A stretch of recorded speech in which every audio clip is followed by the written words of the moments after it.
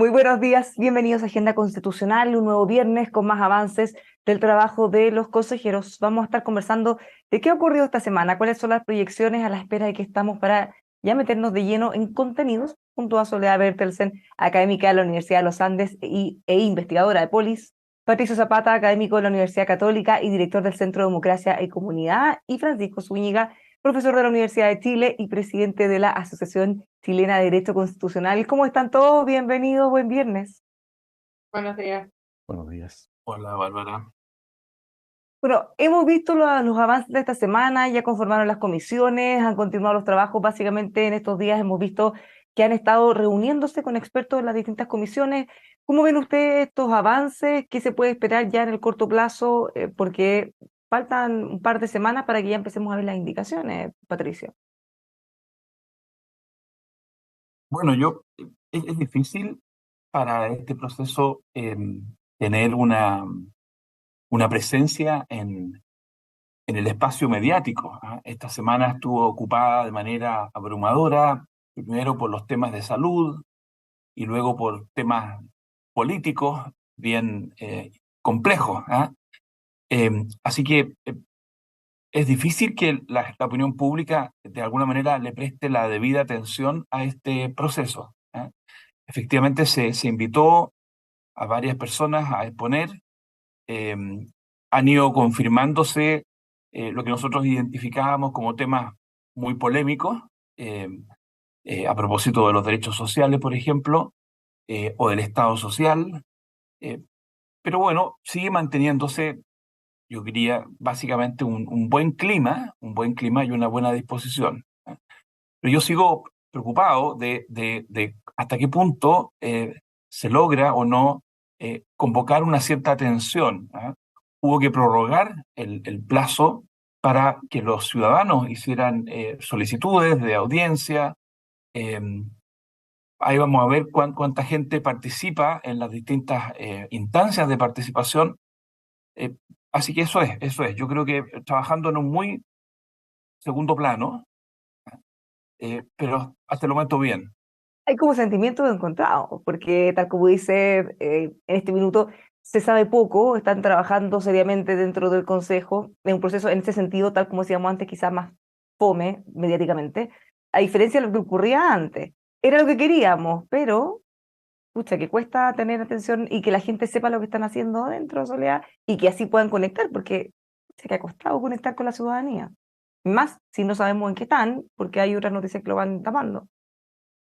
Yo creo que efectivamente se sabe menos, pero no es porque haya tampoco opacidad, digamos, o sea, están las audiencias, si alguien quisiera conectarse, lo puede hacer.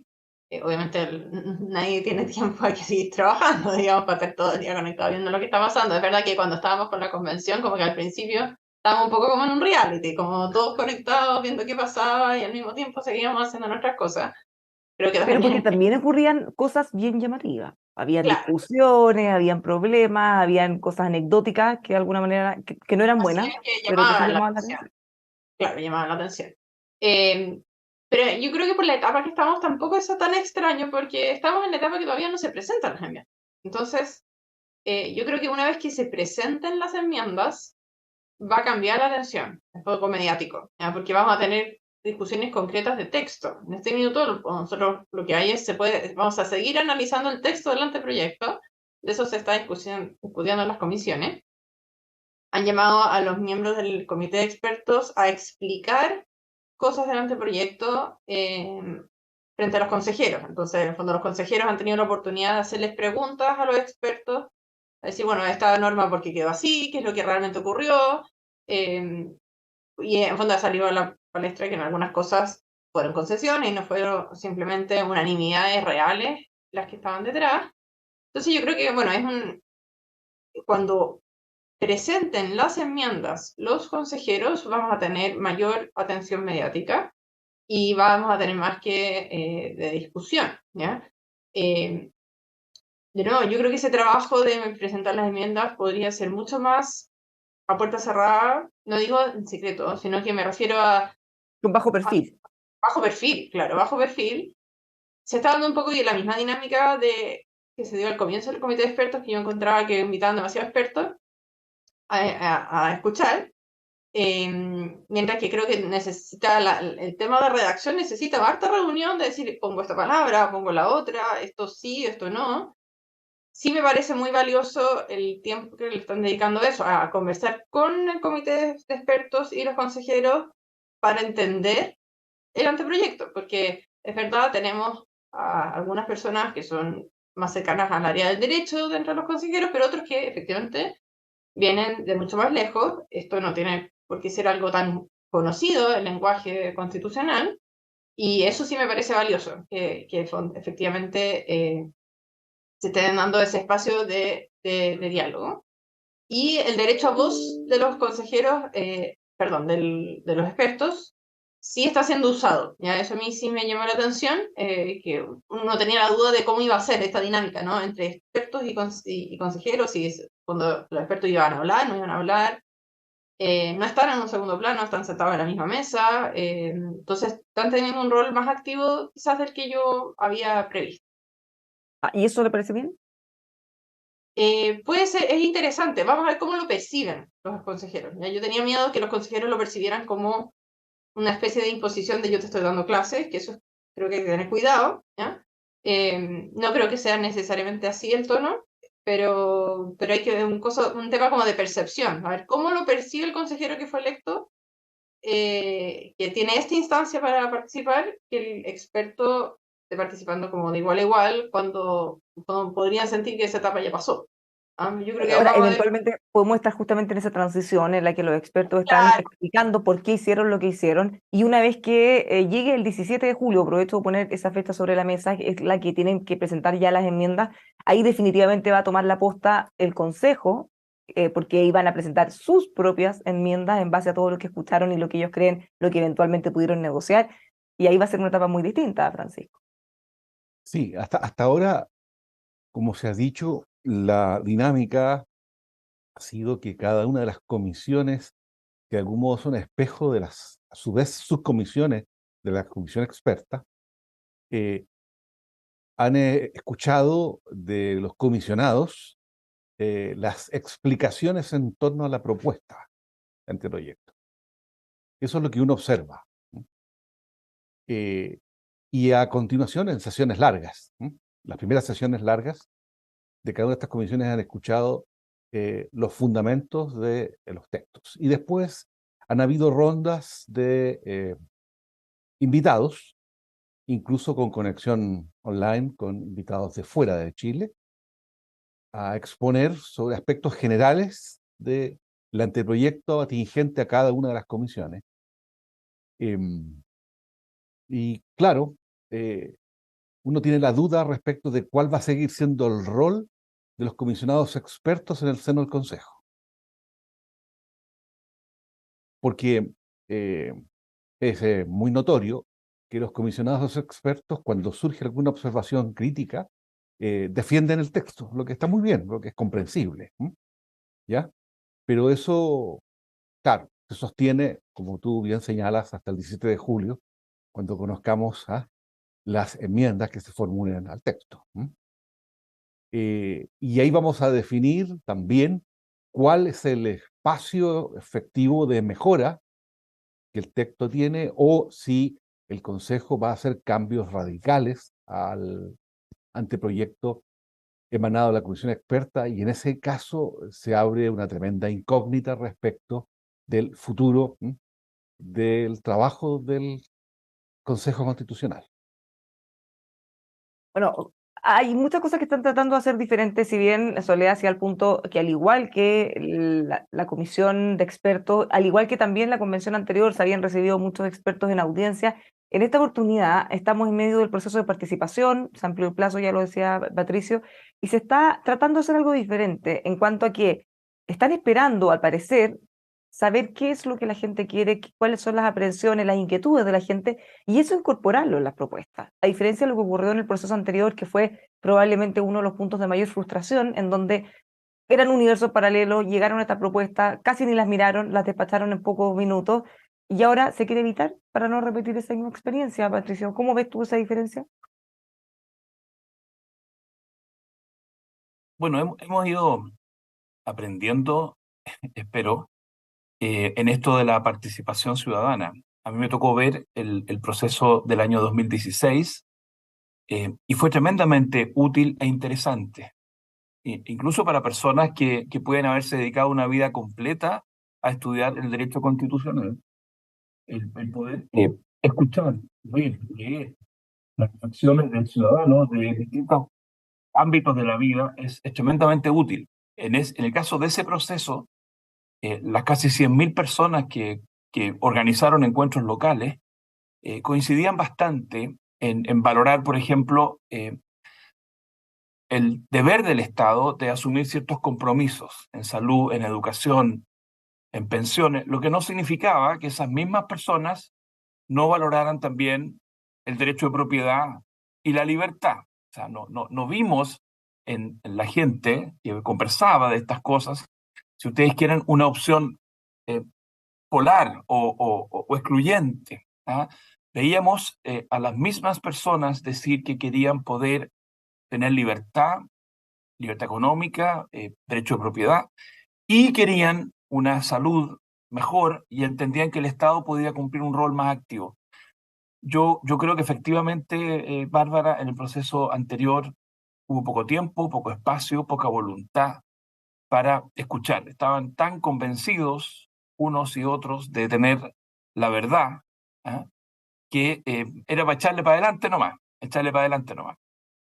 Vamos a ver si en esta oportunidad personas que acaban de ganar elecciones, y si esto no ocurre esto no es solamente un problema de narcisismo, ¿ah?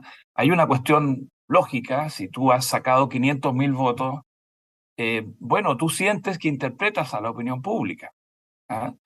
Vamos a ver si se concilia eso, que es indudable, la legitimidad democrática de los consejeros, con lo bueno que es seguir escuchando, seguir tratando de captar cuál es el tipo de equilibrio que chilenas y chilenos buscan y aspiran. Soledad, es difícil esa tentación, porque claro, cuando tienen muchos votos, el sentirse dueño de la opinión o de lo que piensa el pueblo es una tentación que en este caso ya se aprendió que hace mal. Sí, efectivamente, fueron electos a través de un sistema de democracia representativa, representan a sus votantes y me imagino que quieren responder también a esos votantes, ¿ya? Yo lo que veo complejo también es que muchas de las cosas que uno se hablan en campaña no necesariamente son temas constitucionales, que es la diferencia a las elecciones del Congreso, ¿no? Los temas que el Congreso ve son mucho más amplios que los temas que un Consejo Constitucional puede ver y hacerse cargo. Entonces, a veces puede quedarle la sensación a la ciudadanía que su representante, este consejero electo, no está cumpliéndole con lo que sus expectativas, pero claro, porque el rol que tiene es mucho más acotado. Respecto a la participación ciudadana, a mí lo que me parece bien interesante respecto del proceso anterior que vimos recién, digamos, el de la convención, es que veo un mayor trabajo de sistematización, ¿ya? Hay distintas posibilidades de participación ciudadana, están las audiencias públicas, que la gente todavía puede inscribirse hasta el 21, están los proyectos de iniciativa popular, están estos diálogos ciudadanos, ¿ya? Y los diálogos autoconvocados. Pero todo este material va a ser recopilado, ¿ya? Yo no recuerdo que en el proceso anterior haya habido como un proceso de sistematización tan claro, o no me enteré, digamos, de que se va a hacer un informe en base a cantidad de veces que ha sido nombrado un tema. Ya va a haber un trabajo primero cuantitativo de menciones, cuántas veces hubo una mención a un tema específico, y después va a haber un informe cualitativo en que van a participar, entiendo que distintos académicos, y se van a elegir en base a la cantidad de veces que ha sido nombrado un tema, ¿no? No es por una elección de qué tema considere más importante, sino que lo que la ciudadanía repitió más veces, se van a elegir 10 de esos temas y se va a hacer un informe sobre qué se recopiló, qué se dijo en estas distintas instancias de participación. Y ese me parece que va a ser el insumo principal que se le va a dar al Consejo, porque claro, si uno le pasa todo una cantidad de información impresionante, pero no la pasas digerida, es mucho más difícil que realmente tenga una incidencia práctica. ¿Ya? Como digo, eso igual tiene que tomarse no como la voz del pueblo definitiva como es una elección, porque en el fondo igual en la participación ciudadana tú no tienes la seguridad de que participó todo el pueblo en igualdad de condiciones. Hay gente que simplemente no le interesa participar, pero sí va a ir a votar en un plebiscito o sí va a votar a elegir a su representante. Entonces, tienes que tomarlo con un valor diferente a lo que es una elección, pero obviamente es un insumo útil, importante y sobre todo un insumo que yo creo que hay que hacerse cargo, a diferencia de lo que pasa en una convención, ¿no? O sea, yo creo que el Consejo puede decir, mire, este tema a nosotros no nos representa, pero que haya una explicación, ¿no? Un hacerse cargo, que creo que es lo que faltó en el proceso anterior.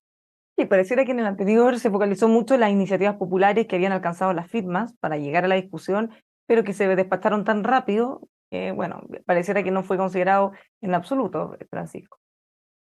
En efecto, en el programa anterior habíamos examinado la cuestión relativa a la participación ciudadana en este proceso, comparándolo con participaciones anteriores, y poniendo de relieve lo importante que fue ese capítulo en el proceso 1.0, el que se llevó adelante en el segundo gobierno de la presidenta Bachelet. Una experiencia muy valiosa. Yo coincido en eso con Patricio. Yo creo que es una experiencia única en nuestro país, y fue metodológicamente muy rigurosa.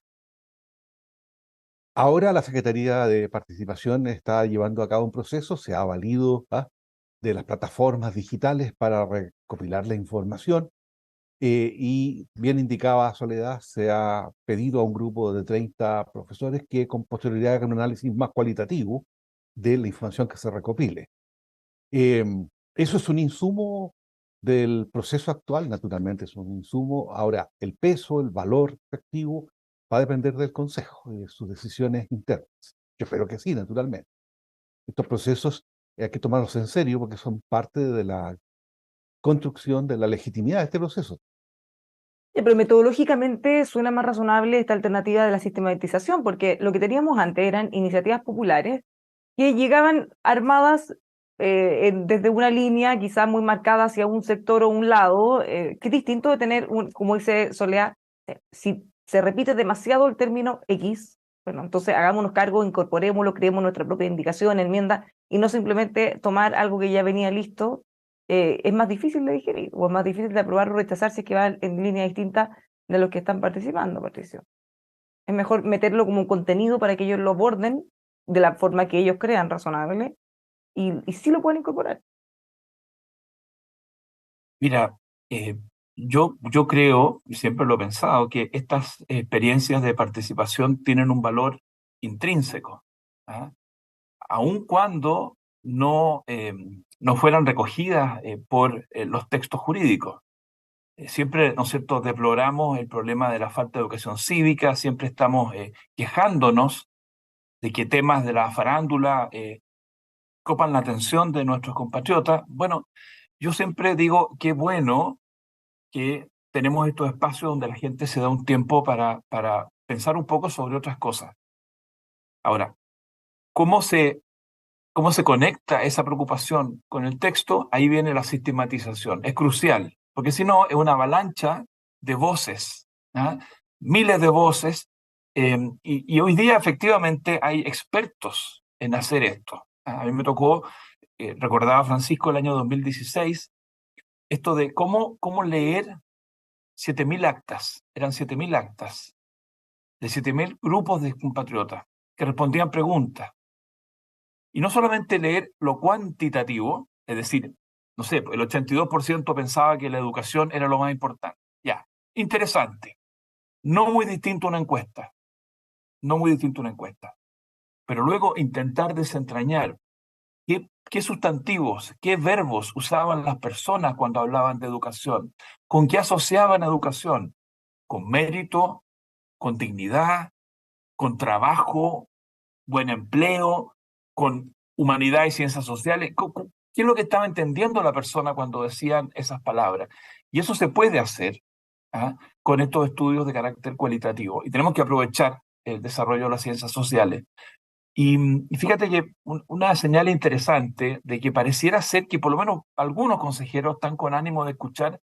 A mí me llamó la atención una pregunta que hizo ayer o anteayer una consejera, que entiendo que es del Partido Republicano, que con mucho candor, y además entiendo que es de una región donde el tema de la inmigración está un poco en el tapete, está desbordado. Ella dice, quiero saber cómo se concilian los derechos humanos de los migrantes con los derechos humanos de los chilenos.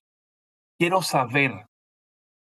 No dijo, aquí se acabó, aquí vamos a poner, no sé, mano dura, aquí vamos a... No, no, quiero saber, quiero entender cómo se articula esto. De partida, bueno, tienen derechos humanos también los que no somos chilenos. Una constitución tiene que reconocer derechos a todas las personas. Cómo se concilia un conflicto de derechos cuando habría un conflicto? Yo quiero destacar, quizás es episódico, quizás es una ráfaga nomás, pero me, me encantó esa disposición de era una mujer consejera, no recuerdo el nombre, que hizo la pregunta en un genuino interés por entender más y mejor. Así es como se conectan la representación popular con la técnica, con el conocimiento. Esa conversación. Es importante considerar justamente, bueno, esta tecnología, la sistematización, la inteligencia artificial, pero lo que dice sobre todo Patricio tiene que ver con la apertura. Obviamente vamos a ver después cómo se traduce eso en las enmiendas, pero el querer entender, el abrirse y no partir de una premisa ya preestablecida de que unos son buenos, otros son malos, unos tienen derecho humano, otros no. Bueno, eso por lo menos nos puede ir abriendo un camino. Ahora, el hecho de que también hemos visto algunos acercamientos entre republicanos, Partido Socialista, ¿cómo ven ustedes eso, pensando en lo que pueda venir después en esta etapa del 17 de julio, Soledad? Yo creo que hay que esperar a las enmiendas para ver lo que realmente si esos acercamientos van a concretarse en un acercamiento real, ¿ya? Obviamente es positivo que uno vea que el ambiente dentro de las comisiones es de conversación y de que se hable, se dirija la palabra. Obviamente eso es positivo, pero yo creo que hay que esperar, ¿no? O sea, hasta que realmente saber qué va a pasar. Eso saber el día de la enmienda, no creo que podamos tener conclusiones antes realmente de si se llegan a acuerdos, no se llegan a acuerdos, cuán profundos son estos acuerdos o no. Yo creo que hay que esperar.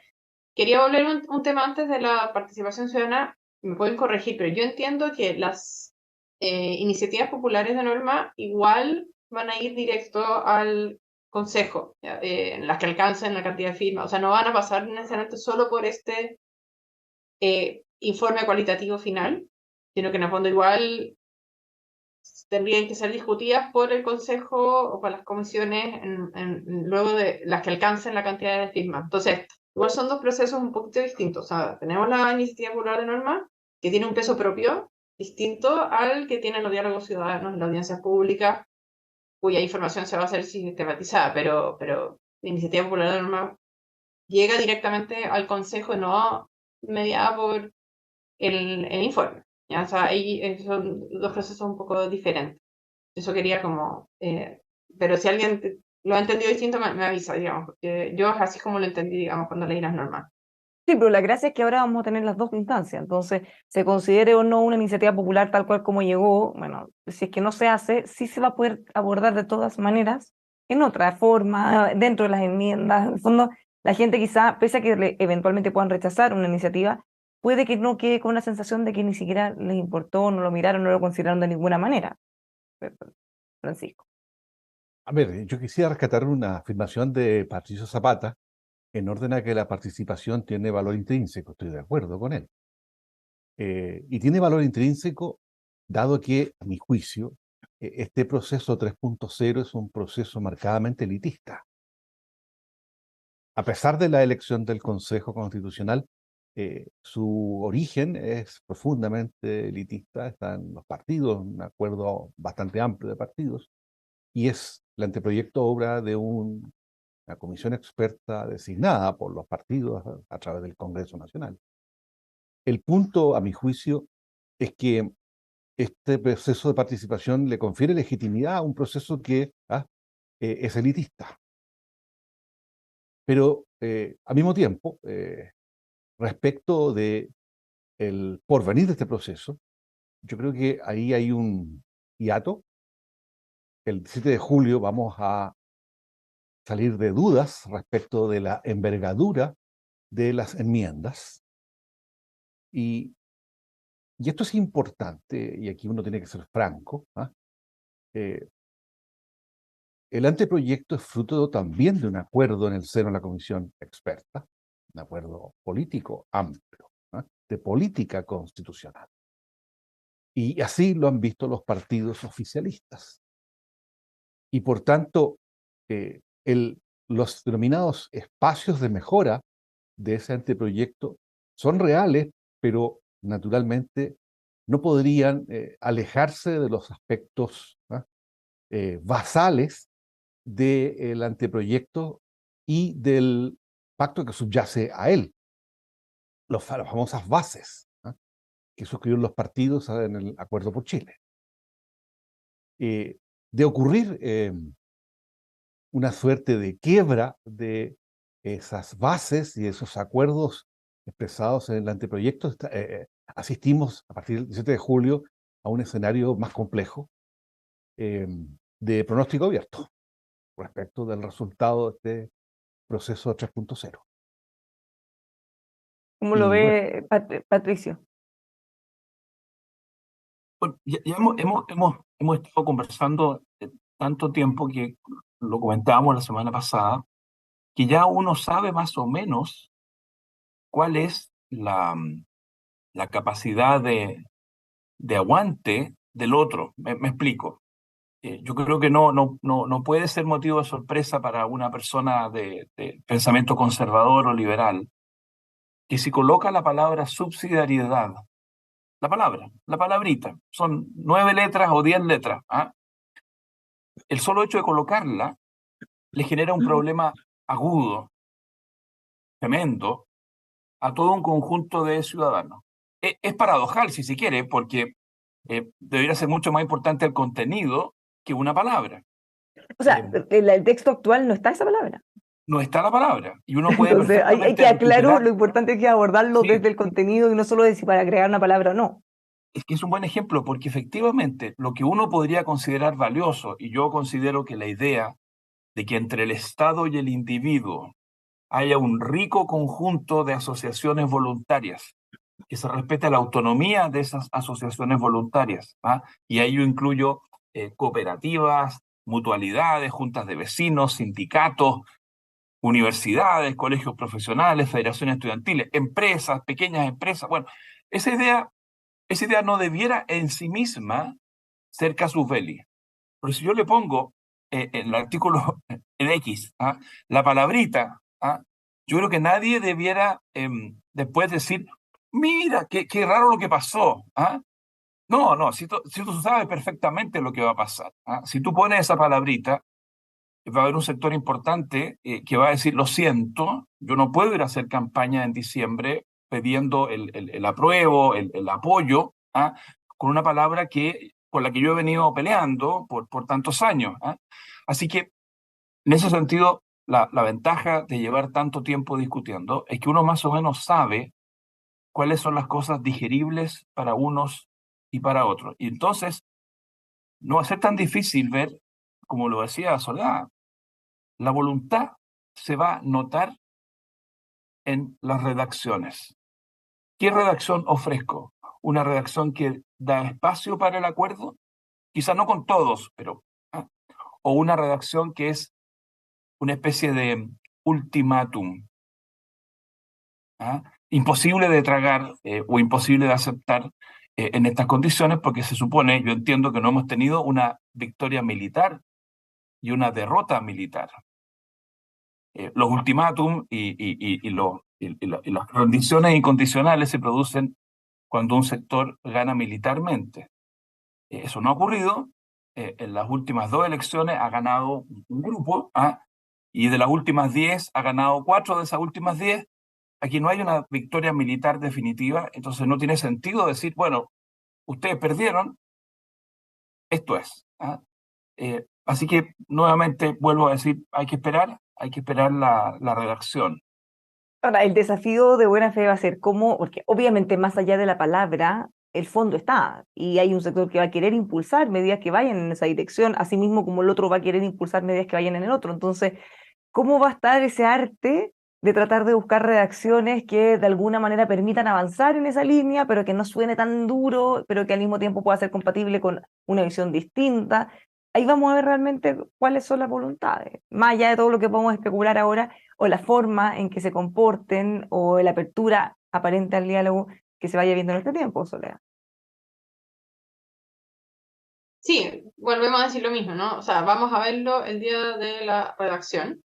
También hay que recordar que la cantidad de enmiendas, o sea, un buen acuerdo tal vez significaría que no hubieran demasiadas enmiendas, o excesivas enmiendas, ¿no? Porque ya tenemos un anteproyecto. Entonces, eso podría ser una primera señal, la numérica, ¿no?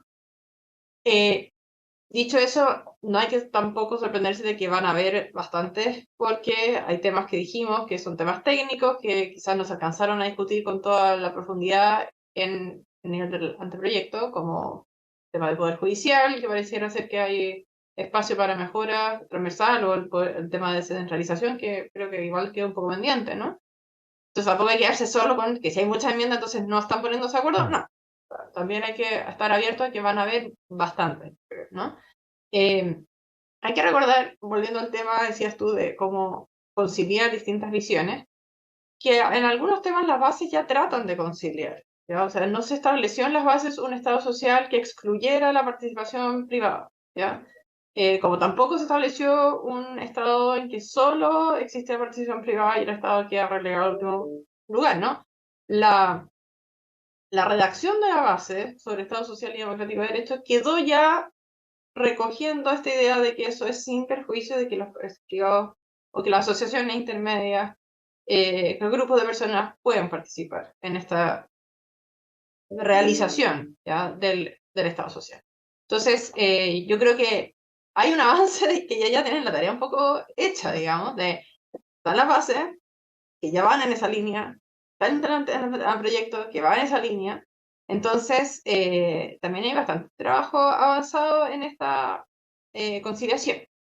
Yo quería retomar un punto anterior de, si bien el proceso ha sido un proceso que ha participado en los partidos políticos, yo no quisiera llamarlo elitista por la connotación negativa que tiene el término, porque sí ha sido un proceso representativo, ¿ya? Si yo veo a los miembros que son parte del consejo ahora, a los consejeros, tampoco son los históricos políticos de siempre, ¿ya? O sea, yo tuve la oportunidad de ir esta semana a hablar a una de las comisiones.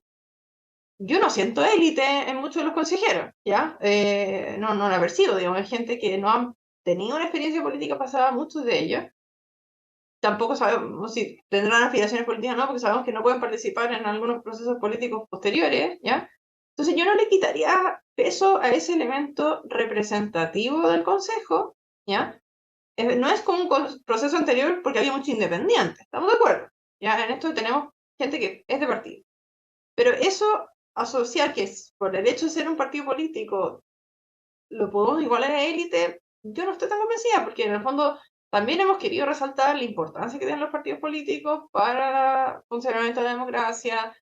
Entonces, tengo un poco de temor, digamos, de ponerle ese apellido a la participación de los partidos. Comité de expertos tiene un componente distinto, pero el consejo me parece que hay que diferenciar.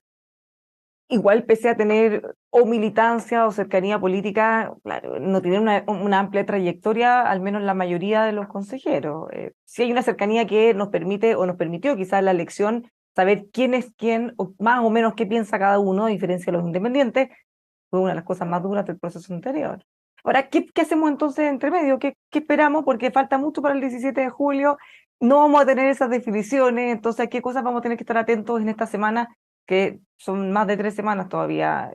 Le pregunto a todos los tres, porque vamos a tener que hacer hora harto rato para tener ya este contenido y empezar a hacer estos análisis ya más en profundidad sobre las normas, Francisco. Bárbara, lo que ocurre es que este proceso 3.0 por las características que ha tenido y por el resultado de la elección del Consejo Constitucional de 7 de mayo, claramente le ha entregado la llave de este proceso al Partido Republicano, lo hemos dicho en anteriores programas. El, eh, el diálogo, el acuerdo, que es consustancial al éxito de este proceso, es una práctica que el Partido Republicano tiene que hacer suya si desea que este proceso llegue a buen puerto. Eh, Aunque como partido no haya sido partícipe del proceso genético, del proceso 3.0, no suscribieron el acuerdo por Chile, de hecho. Pero naturalmente están allí en una posición expectante de poder y con una opción, una chance de resultar ganancioso en las próximas elecciones administrativas y en las próximas elecciones generales. Y, y claro, eso tiene este cuadro que antecede a los eventos electorales respecto a los cuales tienen que tomar una decisión. Les acomoda el viejo orden, que a mi juicio no asegura gobernabilidad, los datos están allí, o se resignan a tener una constitución nueva dotada de una legitimidad de origen y de ejercicio que esta constitución, la constitución otorgada en 1980, no tiene. Pero independiente de si les acomoda el viejo orden, porque probablemente sí, ellos están cómodos, siempre dijeron que estaban cómodos con esta constitución actual y que eventualmente podíamos modificarla o reformar esta en vez de hacer una nueva, estratégicamente pensando en todos los desafíos que tienen, pensando en que quieren seguir creciendo, pensando que quieren ser gobierno, bueno, saben también y tienen clarísimo que necesitan cerrar este tema, sería el mejor escenario. Entonces, más allá si tienen una convicción real de que tener otra constitución puede ser mejor o no, estratégicamente este es el incentivo para todo lo que venga después. El no quedar tampoco como los oposicionistas o con los que se llevan la pelota, exactamente lo que hizo Lista del Pueblo, también tiene que ser algo que está en la retina de republicanos y que debería influir positivamente en cómo se comporten y cómo actúen en este proceso, ¿o no, Patricio? Antes yo no me preocuparía, Bárbara, de qué hacemos mientras tanto. Hay una cantidad de temas fascinantes que han surgido esta semana que si tú nos permites, quizá ya no en este programa, a mí me encantaría discutir porque se empieza a configurar un poco el tipo de debate que vamos a tener. Así que hay cosas que están pasando, a mi juicio, muy interesantes. Mira, yo, yo evidentemente reconocí en su momento el triunfo importante que tuvo la lista de los republicanos, pero al mismo tiempo no se nos puede olvidar que más o menos el 60% de los ciudadanos que fue a votar votó por listas o partidos que están comprometidos con la idea de una nueva y buena constitución. Entonces, si usted vive en Santiago, usted tiene que recordar que es verdad que el profesor Luis Silva fue la primera mayoría individual. Es verdad. Pero Santiago eligió 5 consejeros.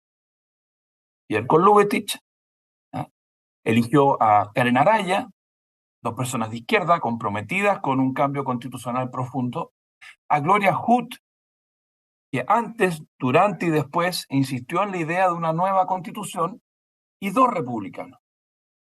Entonces, está bien, yo creo que no se puede tapar el sol con un dedo. El número de consejeros republicanos nos impresionó a todos, 23 originalmente, impresionante. Pero no es cierto, no es verdad que la mayoría de las personas que fue a votar ese día dio un rechazo, un bloqueo marcado al proceso. No, la mayoría, si uno suma a las 3 listas que firmaron el acuerdo por Chile, es un 60%. Y al frente tiene el 35% republicano y el 5% Partido de la Gente. Eso simplemente para no olvidar que una cosa es ser la primera mayoría relativa y otra cosa es hablar por la mayoría de Chile. La mayoría de Chile en esa votación votó por personas que quieren una nueva constitución y no una maquillada. y menos todavía quieren volver a la Constitución original de 1980. Esa es la verdadera mayoría. ¿Ah? Para que no nos, digámoslo, no nos escandilemos con lo que fue la indudable y clarísima primera mayoría relativa. Para cerrar, Soledad, y anticipando ya lo que vamos a ver en los próximos programas, mientras estamos a la espera de esa enmienda del 17 de Hay que julio. seguir viendo lo que pasa en las comisiones, o sea, en las comisiones, las discusiones que se van dando, tratar de fijarse también en en la del sistema político y en la del Poder Judicial, porque quizás van a hacer menos ruido, pero probablemente ahí están los temas de gobernabilidad del que habla Francisco, que son más importantes también. Así que tratar de estar atentos, aunque quizás la contingencia esté tapando un poco este proceso. Bueno, nosotros hacernos cargo de eso y traérselo a la gente en el programa.